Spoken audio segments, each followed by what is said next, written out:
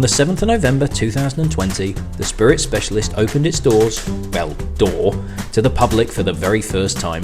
Just a few days after the UK went into a second lockdown, I launched a new retail business offering some of the world's most exciting spirits to a general public who basically couldn't leave the house. From day one, I always said that if I could make it to a year operating with the door still open and some money still in the bank, even if it was just a fiver, I could consider that a success. And so here we are, just a couple of weeks away from the shop's first birthday. To celebrate this anniversary, I'd like to present you my nominations for the Spirit Specialist Spirits of the Year 2021, those particular bottles that have stood out for me personally.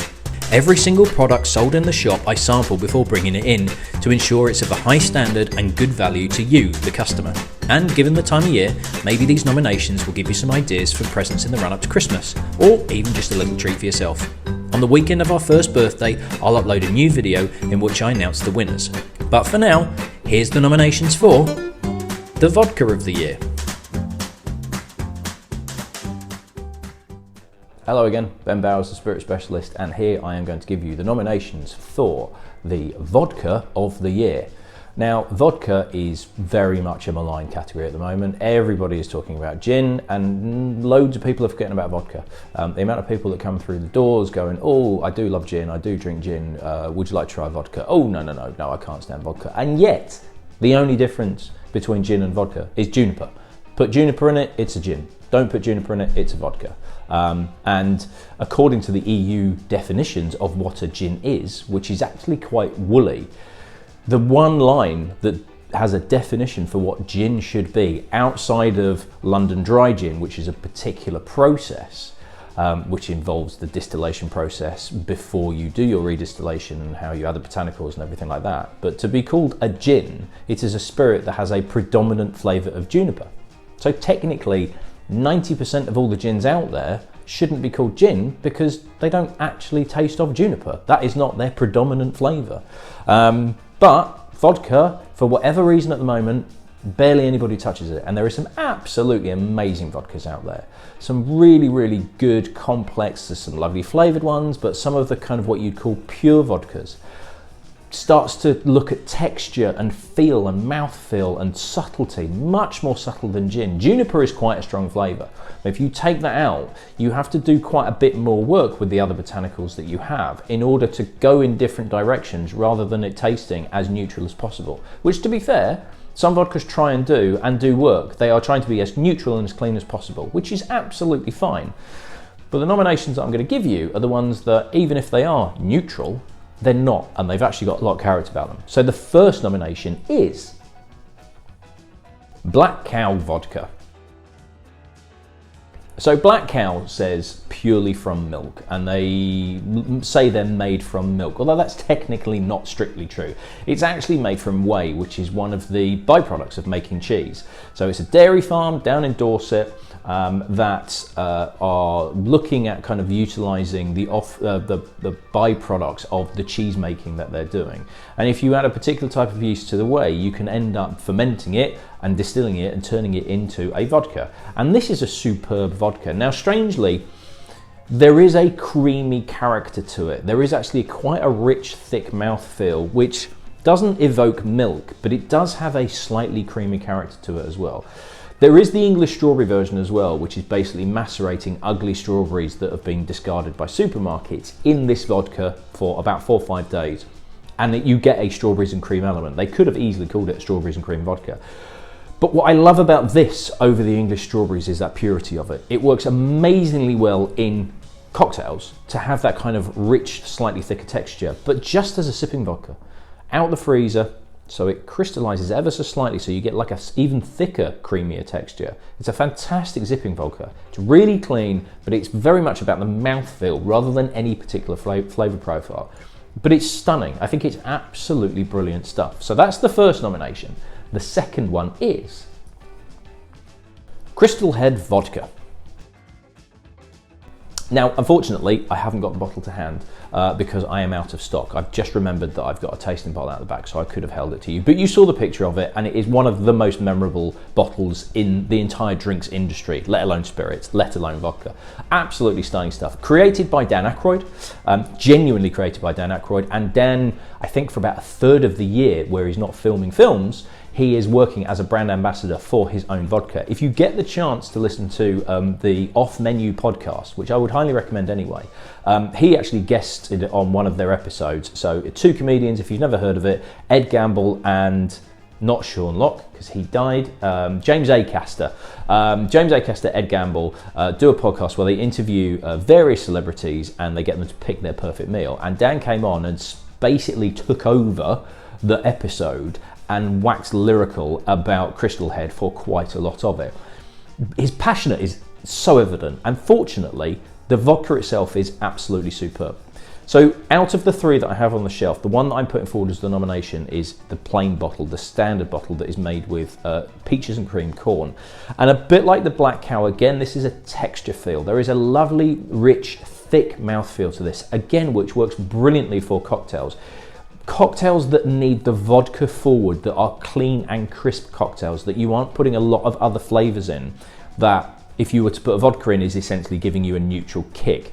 If you've got essentially a vodka martini, or a vodka martini that has got other vermouth in that you are still wanting to know that there is vodka in there, this absolutely works brilliantly. It looks stunning on the shelf, and fortunately what's inside the bottle is just as good, is just as attractive as the bottle itself. So that is obviously why it is one of my nominations for my vodka of the year.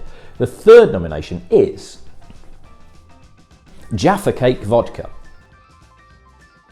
Okay, I know what you're thinking. You're kind of thinking, come on, Ben, this is, you know, you're supposed to be taking this seriously. What are you putting a Jaffa Cake vodka in? Now, you might have seen the Jaffa Cake triple header review that I did where, so this is Atom Brands, who are essentially part of the company that own Master of Malt. And they made this, but they do a vodka, a gin and a rum. And you may have seen the video where I tried all 3 side by side. The gin got in the way of the Jaffa Cake flavour. The rum wasn't Jaffa Cakey enough. They are actually vacuum distilling Jaffa Cakes. Actual Jaffa Cakes is used in the production of this as well. So there is a really, really good Jaffa Cake flavour. If you don't like Jaffa Cake flavours, forget about this. But if you do, and I bloody love Jaffa Cakes, the vodka is the one that absolutely nails it. The rum tasted like an orangey rum. The gin, that sharp, sour, juniper, ginny element, kind of cut through the Jaffa Cake flavour, and it got in the way. What I wanted from a Jaffa Cake spirit is a spirit that tastes of Jaffa Cakes, that has a nice kick to it, that you could actually play around with and have some fun with. This nails it. This really, really surprised me. This is not sickly sweet, this is not sugary, this is not a liqueur, it tastes of Jaffa Cakes. And if you like Jaffa Cakes, which again, I really do, this absolutely fits the bill. And that is why it is one of my nominations, because I love drinks that actually exceed my expectations, even if those expectations are very, very low.